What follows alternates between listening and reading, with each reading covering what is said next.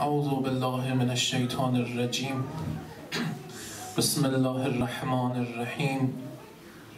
الحمد لله رب العالمین و الصلاة و السلام علی اشرف الانبیاء و المرسلین الذی سمی فی السماوات باحمد و فی الارضین بابی القاسم محمد صلی الله علی اهل بیت الطیبین الطاهرین المعصومین اولهم مولانا امیر المؤمنین و خاتمهم مولانا الثانی عشر المهدی المنتظر عجل الله تعالی فرجه و سهل الله مخرجه. این دعای شریف رو همه با هم زمزمه کنیم. اللهم کل ولیک حجة الحسن صلواتک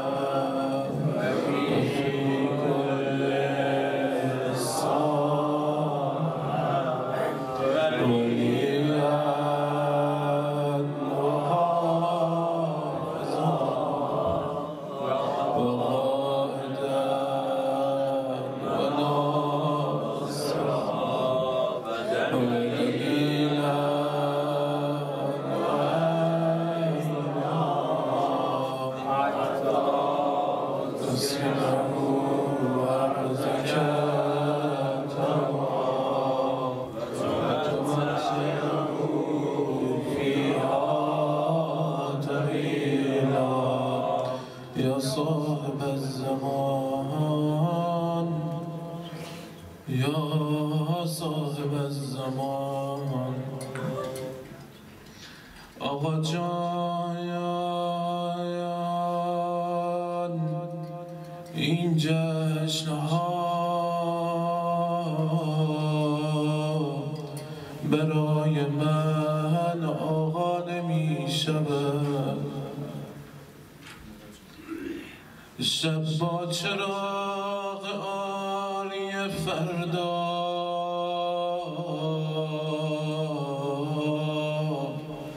نمی شود.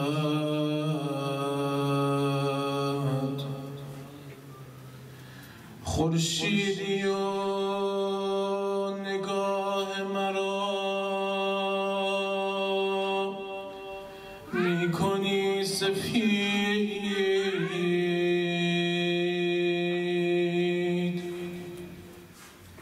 میخواستم ببینمت اما نمیشود. میخواستم ببینمت اما نمیشود. یا صاحب الزمان، یا صاحب الزمان، شمشیرتان کجاست؟ بزن گردن مرا. وقتی که کور شد گرهی وا نمی شود. وقتی که کور شد گرهی وا نمی شود، وا نمی شود. یوسف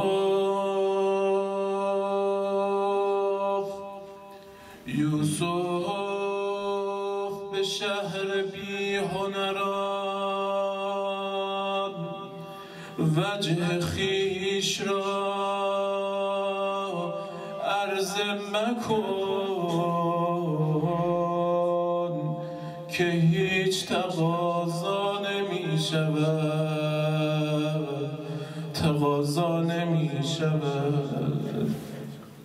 آقا جسارت است ولی زودتر بیا،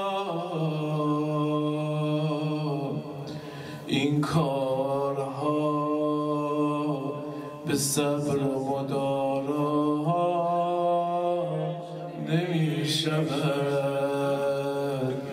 این کارها به صبر و مدارا نمی شود. یا صاحب الزمان، یا صاحب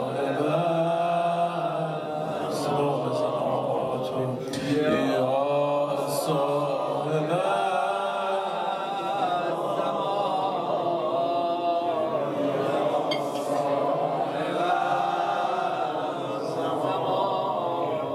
یا صاحب الزمان. تبریک به پیشگاه مقدس آقا و مولامون ولی نعمتمون صاحبمون امام عصر عجل الله تعالی فرجه الشریف. نزدیک ایام میلادشون هستیم، نزدیک ایام شعبانی میلاد حضرت علی اکبر هم رد کردیم. تبریک به پیشگاه مقدسشون، یک صلوات امام زمان پسند بفرستیم.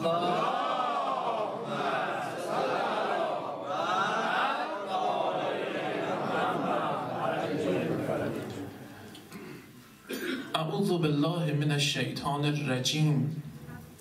قد افلح المؤمنون. سوره مؤمنون یکی از سوره هاییه که دیگه معرف حضور همه عزیزان و سروران بنده هست. خداوند متعال در آیات شریفه سوره مؤمنون نشانه های مؤمنان واقعی رو برای ما ترسیم کرده. یکی از نشانه های مؤمن واقعی که در سوره مؤمنون به اون اشاره شده و در آیه 8 سوره مؤمنون اشاره کرده خداوند متعال، این آیه شریف است: اعوذ بالله من الشیطان الرجیم الذین هم لاماناتهم و عهدهم راعون. دو موضوع رو خداوند متعال در کنار همدیگه برای ما گفته. یکیش مؤمنون کسی هستند که امانات رو و عهدشون رو مراعات میکنن. وفای به عهد و امانت داری چه ویژگی داشته؟ این ادای دین، امانت داری و وفای به عهد که خداوند متعال این دوتا رو کنار هم گفته و این رو جزء نشونه های یک مؤمن واقعی قرار داده. خب یه ذره این مثال بیایم با مثال صحبت بکنیم ببینیم که واقعا منظور خداوند متعال چی بوده و این شباهت چی بوده توی این آیه شریفه. خیلی وقتها ما یه عهدی میبندیم، یه قرارمداری میذاریم با یکی، میگم آقای فلانی بی زحمت شما این کارو بکن، من هم این کارو برای شما انجام میدم. خب اصلا از اولش خود من داخل وجود خودم که میدونم دارم دروغ میگم، دارم الکی میگم، به طرف میگم تو این کارو بکن، به قول خودمون وعده سر خرمن بهش میدم، میگم تو این کارو بکن من میکنم. خب این یه وفای به عهد، همین از اولش معلومه اصلا وفایی تو این عهد نیست. یه وقتی نه، من یک عهدی میبندم که خارج از توان منه. آقا مثلا اگر این کار انجام بشه من هم همچین کار، مثلا من 6 روز هفتمو میذارم برای اینکه تو این مهدیه خدمت بکنم به مجموعه مهدیه و کمک بکنم برای کلاس ها و برنامه های اینجا. بعد خب میاد آقا برنامه‌ش رو نگاه میکنه، میبینه که اصلا کلا 2 تا نصف روزش خالیه. یعنی یه عهدی بسته که اصلا وجود خارجی نداشته، ضعافت طالبه ولی مجبور، مثلا طرف وجود خودش همچین امکانی رو نداشته. یک سری مهدا خب اون آدمیه که عهد میبنده و فراموش میکنه. آقا من میام سر یک شنبه بعد از ظهر فلانجا قرارم، وای میسه آقا سر قرار هیچ خبری نیست، یادش رفت. آخریش هم که معلومه دیگه اون بنده خدا قول داده و به قولش عمل کرده. یه سری عهدا اینجوری عمل نمیشه. دقیقاً ادای دین هم همین جوریه. امانت داده، آقا یادش رفته که امانت گرفته، مال مردم تلف میشه. آقا امانت گرفته، بیشتر از توانش بوده، نمیتونست از جنس مراقبت بکنه. شباهت عجیبی هست بین این دو با هم. شاید بشه این تعبیر رو گذاشت که ادای دین و امانت و ادای عهد و پیمانی که بستیم دو روی یک سکه است، مثل همین. به خاطر همین هم هست که وجود مقدس پیغمبر اسلام حضرت محمد مصطفی صلی الله علیه و آله و سلم دو تا روایت فرمودن، دو تا روایت هم عین همه. کسی که اون عهدی که بسته رو وفا نکنه و کسی که امانتی که گرفته رو وفا نکنه. حضرت فرمودن که لا دین لمن لا عهد له. کسی که به عهدی که میبنده، به قراری که میبنده عمل نکنه، این آدم اصلا دین نداره، این آدم اصلا ایمان نداره. چقدر جایگاه داره. یه عهد ساده، یه قرار و مدار ساده‌ای که ما با هم دیگه تو گفت و شنودام میگیم و بعضی وقتا اصلا توجهی نمی‌کنیم. از اون طرفش حضرت میفرمایند که لا دین لمن لا امانت له. اون آدمی که امانت داری نکنه دین نداره.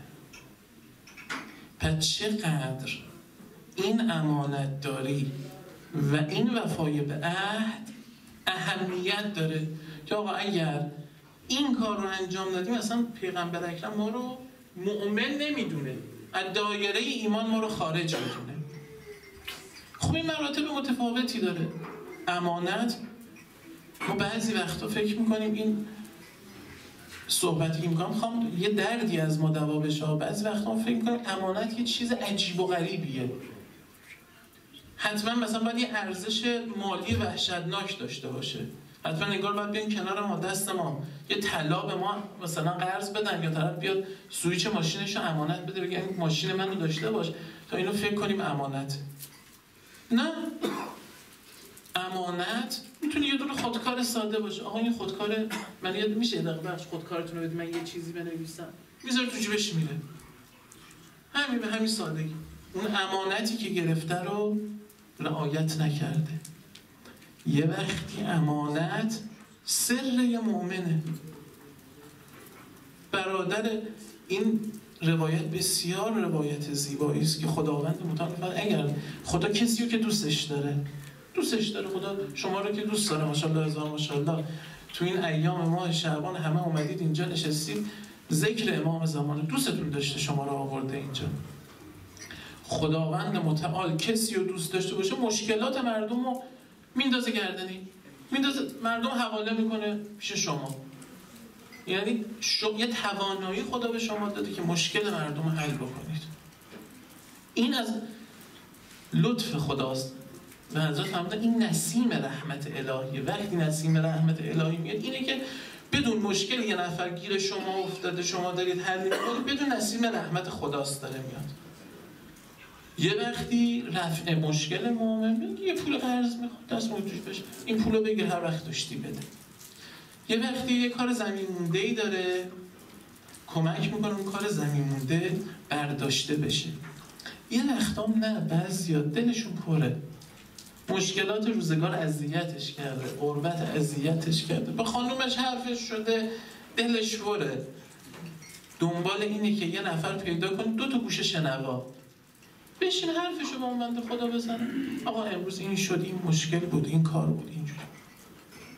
میاد سرش رو، اون رازش رو پیش برادر ایمانی و مؤمن خودش میگه. این هم یک جور امانته. طرف میشنوه، بعد از مجلس میگه آقا خیالت راحت، ما اصلا میتونی که دیگه ما تو که اینه داداشیم با هم. بعد پاشو میذاره از مجلس بیرون، بدون بنده خدا باید 100 دفعه خودشو لعن و نفرین بکنه که با من چه غلطی کردم، ای کاش حرفی که تو دهن خودم بود دهن بود، میگه دهن که باز چه حرف که اومد بیرون دیگه نمیشه جمعش کرد. 1000 بار خودشو لعن و نفرین میکنه که چرا من این حرفو زدم که حالا باید 100 بار علیه من استفاده بشه. که داریم در مورد افشای سر مؤمن اون روایت خیلی عجیب و غریب و تندی هم هست. یه نفر پیش شما یه سری یا امانت گذاشته، شما میگیرید این سر رو منتقل میکنید. روایت هست از معصومین علیهم السلام، طرف که مرد تو قبر گذاشتنش، یک مار سیاه رنگ بدجور هی بدن اینو میآزرد. گفتن به خاطر همون افشای سریه که از یه مؤمن کرد، یه دونه افشای سر این شد. تا قیامت تو قبرش اون مار سیاه بدنش رو میگزه، به خاطر اینکه سر برادر مؤمنش رو بیرون برده. بعضی وقتا این حرف بیرون بردن ها یه زندگی رو نابود میکنه. بعضی وقتا همین حرف نگه داشتن یه زندگی رو نجات میده. یعنی اون خیالش راحت داره میاد پیش برادر خودش یه مطلبی رو میگه، وجودش آروم میشه، نمیره تو خونه سر زنش پیاده کنه، نمیره داد و بیداد بکنه، میاد با داداش خودش صحبت میکنه، خودش آروم میکنه. یعنی طرف میتونه با یه دونه رازداری و سرنگهداری هم قیامت خودش رو بخره، هم خودش اون دنیا بدبخت بکنه. حالا تو این باب افشای سر رو نگه داشتن اسرار روایات خیلی زیاده. انشاءالله تو این شبها بعضی مطالبی که هی میرسیم بهش رو من خدمتتون عرض خواهم کرد که اصلا اسرار چیه، چه چیزهایی در چه مراتبی و اهل بیت علیهم السلام برای ما فرمودن. عرض اینجا بود بعضی وقتا امانت میشه سر برادر مؤمن. حالا یه مرتبه هی بریم بالاتر ببینیم این امانت هایی که خداوند متعال برای ما گذاشته چیه. بعضی وقتا میشه طبیعت، همین طبیعتی که داریم توش زندگی میکنیم، امانت برای نسل‌های بعد. خب اگر ما بزنیم این طبیعت رو نابود کنیم، درخت‌ها رو قطع بکنیم، جنگل‌ها رو آتیش بزنیم، نمیدونم محیط رو آلوده بکنیم، اون امانتی که خدا دست من گذاشته که برای نسل بعدم، برای نوادگان من برسه، از بین بردم. یه مرتبه بالاتر یه وقتی امانت میشه تمام مال و دارایی ما که امیرالمومنین علیه السلام فکر میکنم که حضرت فرمودن، یا امام صادق الان شک کردم، حضرت فرمودن که ما اینجوری اراده کردیم و خدا اینجوری در اختیار شما قرار داده مالهاتون و وقتتون رو که امانت نسل شما، اینقدر میتونید از این مال استفاده کنید که سد جو کنید، گرسنگیتون رو برطرف کنید و خودتون رو بپوشونید و زندگیتون رو بگذرونید. بقیه این پولتون رو باید خرج اهل بیتون، خرج ما اهل بیت کنید. امانت یه همچین توقعی از ما داره. و زمانتون رو، زمان زندگی، اونم امانته تازه نزد شما. چیکار کنی؟ اندازه این که وقت تو بذاری برای عبادات تو، کسب حلال تو و صله ارحام. بقیه تایم زندگیت باید باشه برای خدمت به اهل بیت، زمانمون، داراییمون. 4 صباح این دنیاست خدا گذاشته برای اینکه ما یه پولی در بیاریم بزن. امتحان همش این که خدا می‌خواد ببینه ما رسم نوکری این خاندان رو بلدیم یا بلد نیستیم. بازم یه مرتبه بالاتر. بعضی وقتا میشه بدن ما، این بدن ساده شده امانت. قال رسول الله صلی الله علیه و آله و سلم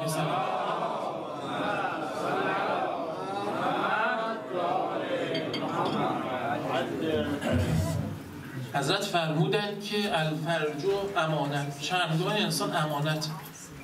طرف باید حد و حدود خودش رو نگه داره. هر جوری لباس نپوشه، هر جوری تعامل نداشته باشه، امانته. و سمع امانه، گوش شما امانته. پیغمبر اکرم میفرماید، من نمیگم خدمت، گوش شما امانته. گوشی که امانته، داستان امانت چه؟ شما گرفتید امانت رو نگه میدارید همون جوری که به شما امانت دادن، درسته؟ حق تصرف که توش نداری که، مگه اینکه به شما اجازه بده. طرف میگه که آقا این سوئیچ ماشین من دست شما، من دارم 20 روز میرم مسافرت. اگر گفتش که آقا اگه خواستی استفاده کنی، مثلا خواستی بری تو شب برو هر جا، ولی خب ماشین دست تو باشه، من از تو میخوام، ید تو ید امانیه، مشکلی برای این ماشین پیش اومد تو باید جواب بدی. یه وقتی میگه نه آقا این خونه است، درش هم بس است، کلید فقط پیش شما امانت باشه، حق نداره طرف بره وارد خونه طرف بشه. یعنی تصرف در امانت باید با اذن اون کسی باشه که امانت داده. خداوند متعال این گوش رو برای من امانت گذاشته، بعدش هم گفته من راضی نیستم که با این گوش حرام انجام بدی، راضی نیستم با این گوش غیبت بشنوی، با این گوش تهمت بشنوی. و البصر امانه، چشمانتون امانته، مال خودت نیست. اینجوری نیست که هر چیزی دلت بخواد ببینی. همون کسی که بینایی داده یه لحظه هم بخواد اون بینایی رو میتونه از من و شما بگیره، گفته اون شرط امانت من در دیدگان شما اینه که این چشم نقطه اوجش بیفته، اینه که بیفته به صحن و سرای ابی عبدالله، قرآن رو نگاه بکنه، آیات قرآن رو نگاه بکنه، صحنه حرام رو نبینه. امانت. و لسان و امانه، این زبون شما امانته، هر حرفی رو نباید گفت، تهمت نزن، غیبت نکن، با زبونت نیش و کنایه نزن، دل مردم رو نسوزون، با این زبونت ذکر اهل بیت رو بگو، با این زبونت مدح اهل بیت رو بگو. داریم تو روایتون که هر کسی که یک کلام بگه در مدح آقا و مولامون امیر المؤمنین علیه السلام، تا وقتی که این کلام شنیده میشه و هست، صداشو ضبط کردن دارن پخشان، طرف هم مرده، تا وقتی که داره این پخش میشه هست، دارن در نامه اعمالش مینویسن و براش طلب غفران میکنن. کسی که با دستش یک فضیلت از فضائل امیر المؤمنین علیه السلام رو بنویسه، تا قیامت براش ثواب می‌نویسن. کسی که با گوشش یک فضیلت از فضائل آقا و مولامون امیر المؤمنین رو بشه، خداوند گناه‌های گوشش رو پاک میکنه، باش همینجور ثواب می‌نویسه. با چشمش میخونه، براش ثواب می‌نویسه، گناه‌های چشمش رو پاک میکنه. و القلب امانه، این دیگه فوق‌العاده است. قلب شما امانته، جای هر کس و ناکسی نیست این قلب. اینجوری نیستش که درش وا باشه، یه روز فلان کس باشه، 2 روز دیگه بسال کس باشه. امروز اینو دوست داشته باشی، 2 روز دیگه اونو دوست داشته باشی. این قلب خدا قرار داده برای محبت علی و اولاد علی.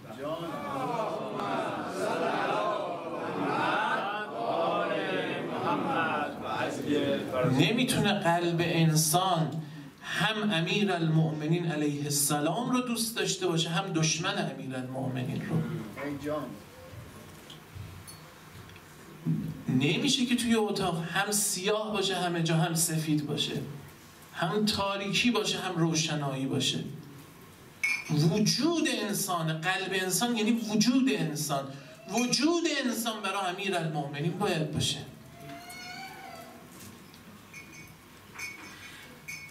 و القلب امانه. بعد حضرت فرمودند لا ایمانه لمن لا امانت له، کسی که این امانت رو حفظ نکنه ایمان نداره، مؤمن نیست. یعنی چشمش رو نگه نداره، هر جوری خواست استفاده کنه. قلبش رو نگه نداره، هر کس و ناکسی رو تو این قلبش راه بده، دیدگانش رو، گوشش رو، دستش رو، فعلش رو.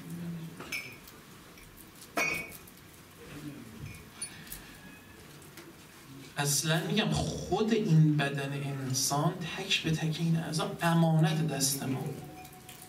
به خاطر همینم هست برخی از مراجع عظام تقلید اینه که مثلا توی این مسئله شرعیه که اهدای عضو بکنن، بعضی از مراجع اجازه میدن، بعضی از مراجع اصلا اجازه نمیدن.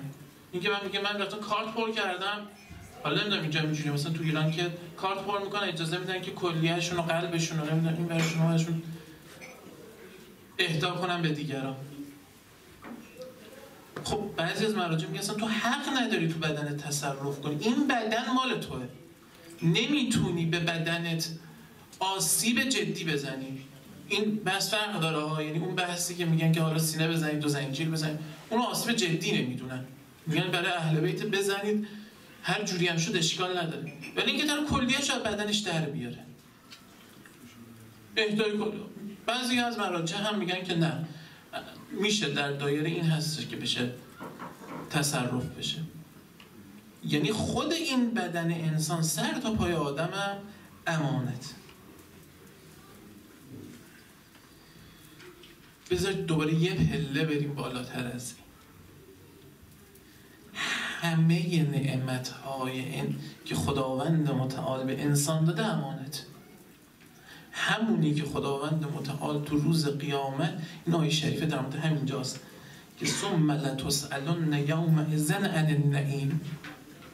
روز قیامت خداوند متعال از همه ما بابت امانت‌هایی که دست من و شما داده، این نعمت‌هایی که داده، همین سلامتمون، همین نفس کشیدنمون، اموالمون، اولادمون، زندگیمون، از همه اینها سوال میکنه.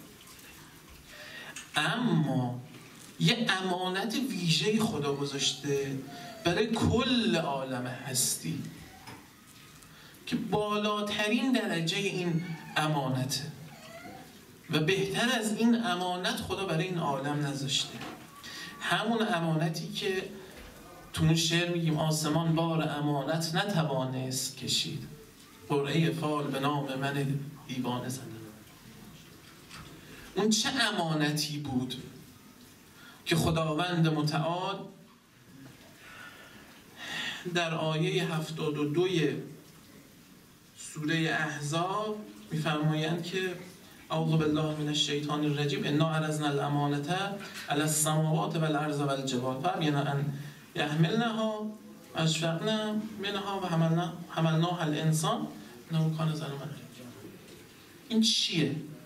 که خداوند یه امانتی رو آورده بر آسمون ها، زمین، کوه، عرضه کرده، ولی این اصلا توانش رو نداشته تحمل بکنه، نتونسته. آسمان بار امانت نتوانست کشید و اون رو خدا آورده به انسان عرضه کرده که آقا و مولای ما امیر المؤمنین علیه السلام فرمودند ثم اداء الامانه فقد خواب من لیس من اهلها انها عرضت علی السماوات المبینه والارضین المدحوه والجبال ذات الطول المنصوبه. این اومد، این امانت عرضه شد بر آسمون ها و زمین و کوه های برافراشته. پس اون کسی که نتونه این امانت، که هنوز نگفتن اون امانتشه، اون امانت رو نگه داره، اون آدم ناکامه. اون چه امانتیه؟ و علی الرضا علیه السلام، آقا و ولی نعمت ما امام رضا علیه السلام فرمودن فی قول الله عز و جل در مورد همین آیه الامانه الولایه من ادعاها به غیر حق فقط کفر. اون امانتی که خدا عرضه داشت بر این عالم و اون نتوانست تحمل بکند و آدم توانست ولایت آقا و مولامون امیر المؤمنین علیه السلام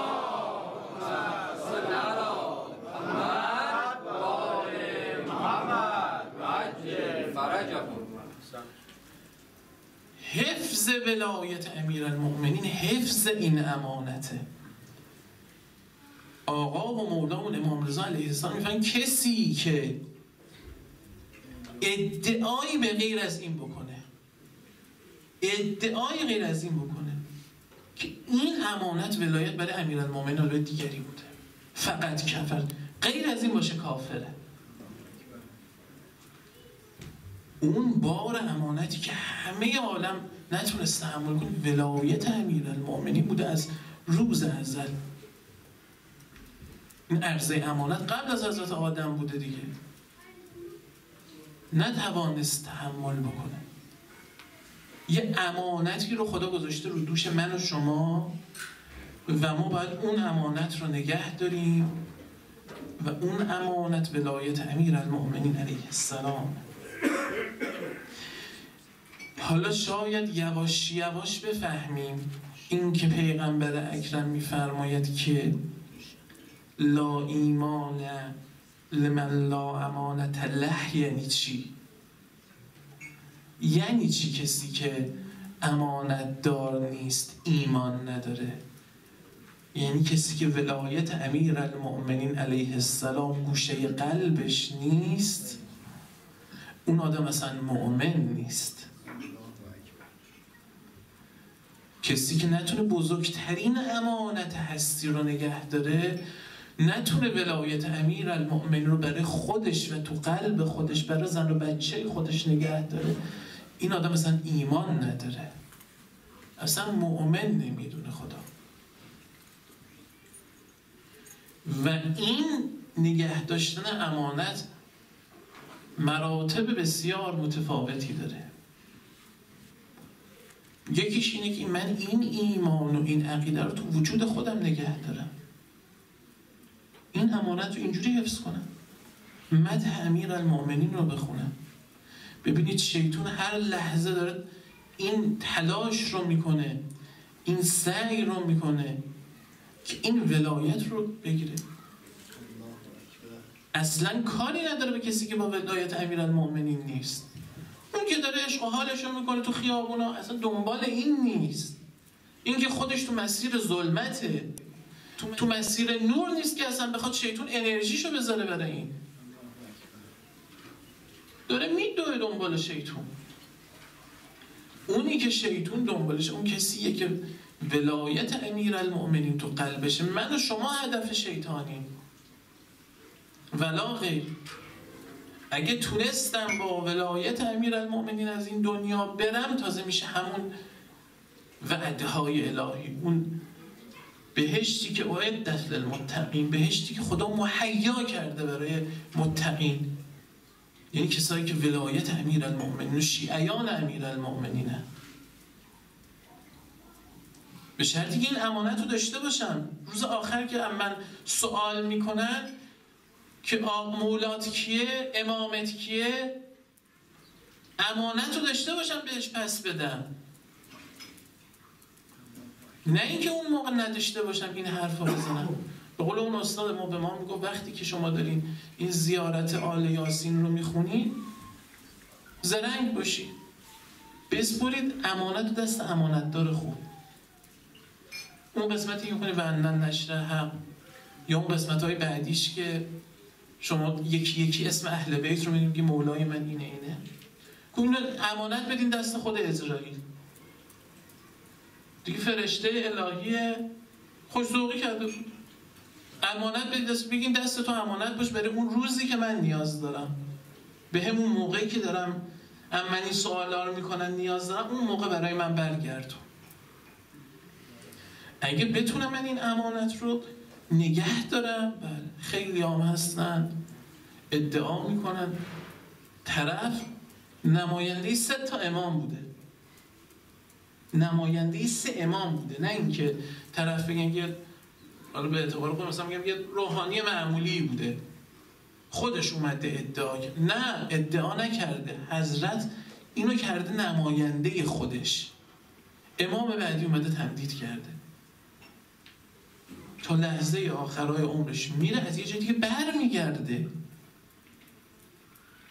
میاد جلوی امام زمان خودش وای میسته، دکون دستگاه برای خودش را میندازه.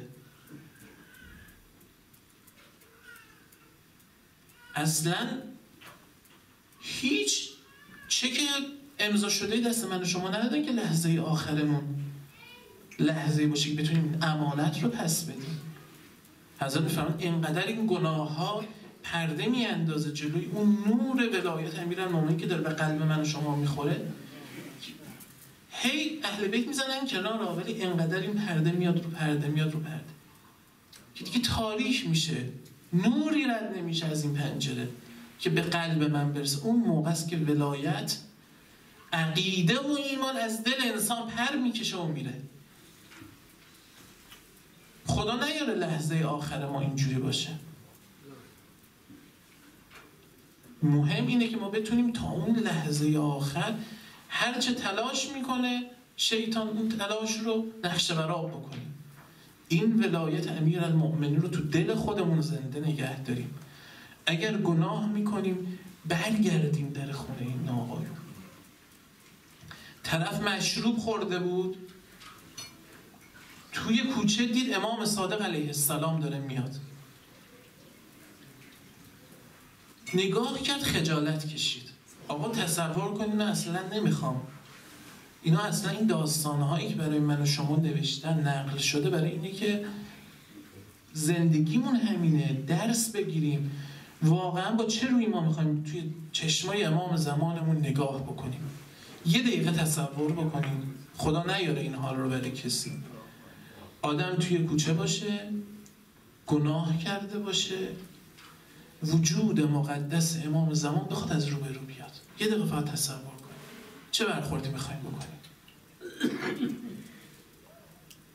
حضرت اومدن نزدیک این جوون شد، جوون برگشت روشو کرد به دیوار که چشم تو چشم امام زمانش نشه.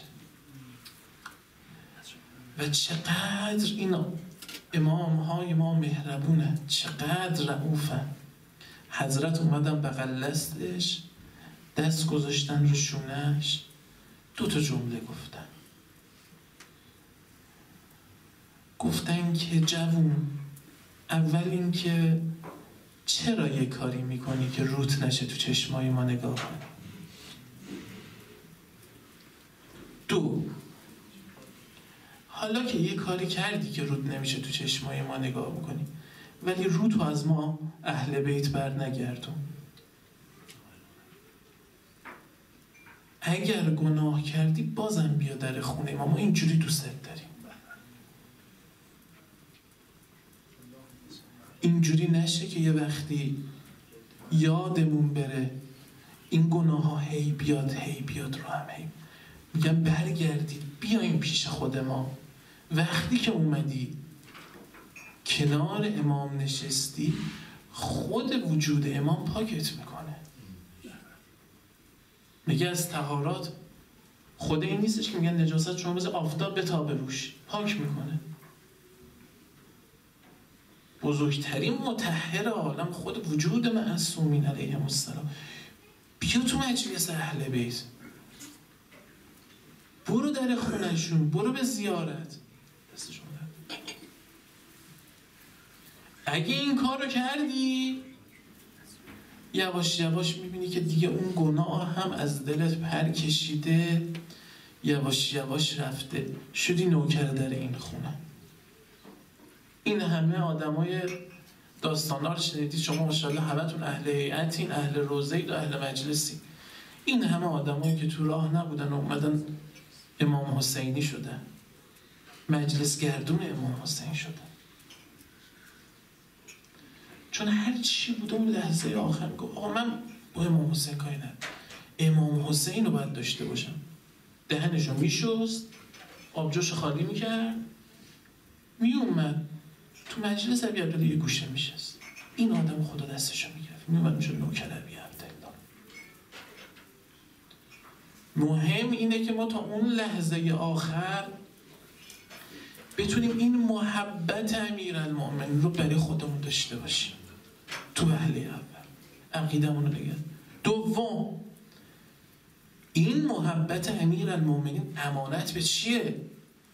امانت اینه که شما باید بگیرید مگر وجود مقدس پیغمبر اکرم حضرت محمد مصطفی صلی الله علیه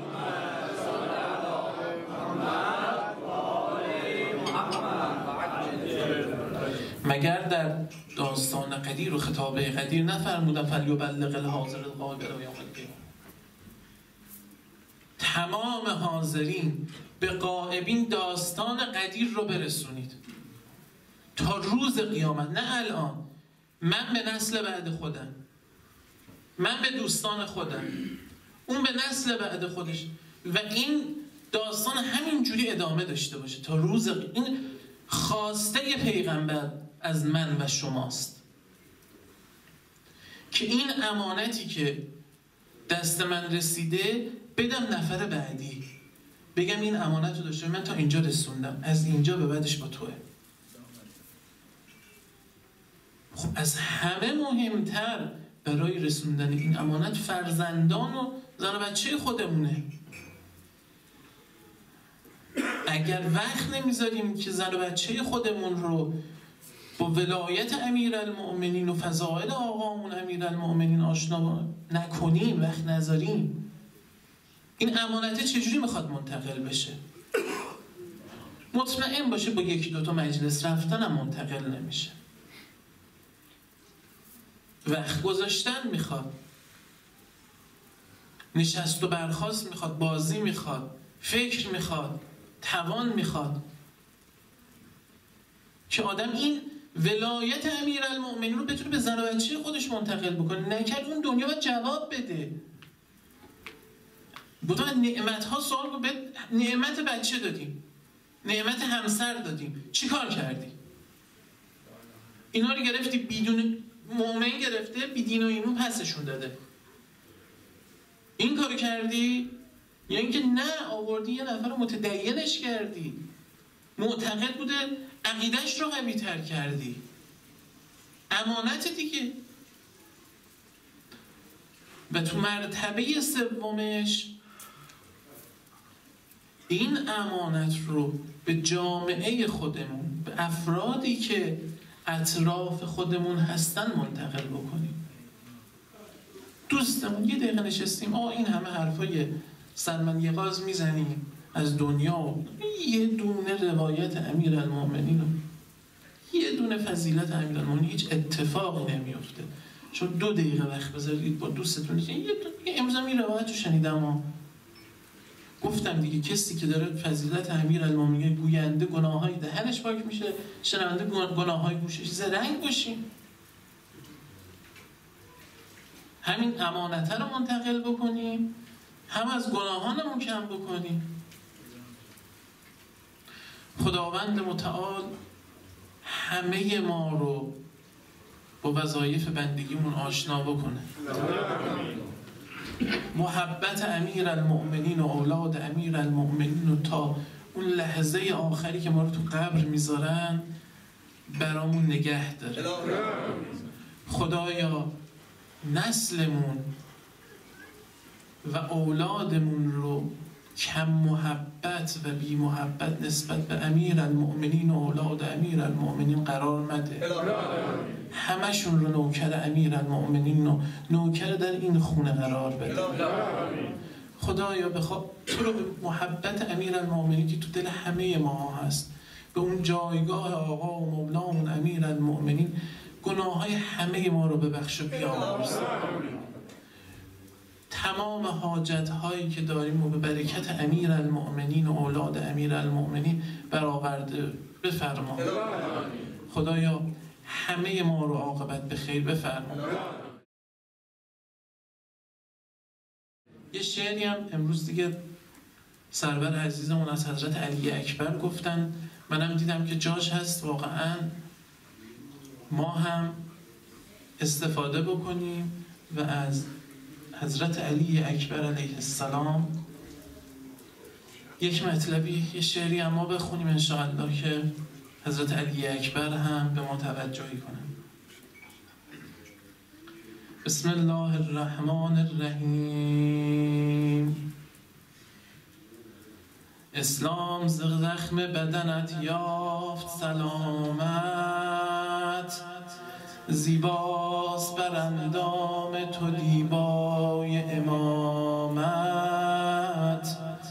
لطفی که به سوی حرمت راه بپویم، میلاد تو را پیش تو تبریک بگویم. امشب به زمین خلد مخلد شده پیدا، نادیده رخ خالق سرمد شده پیدا. در بیت ولا روی محمد شده پیدا. با خلق بگویید که احمد شده پیدا. حق داده به شاه شهدا دست گل امشب. تبریک بگویید به ختم رسل امشب.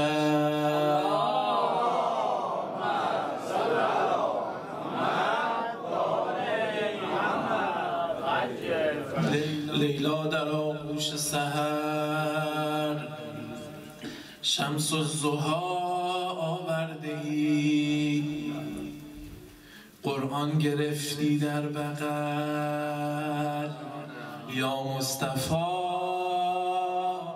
آورده ای. زادی علی دیگری یا مرتضی آورده ای.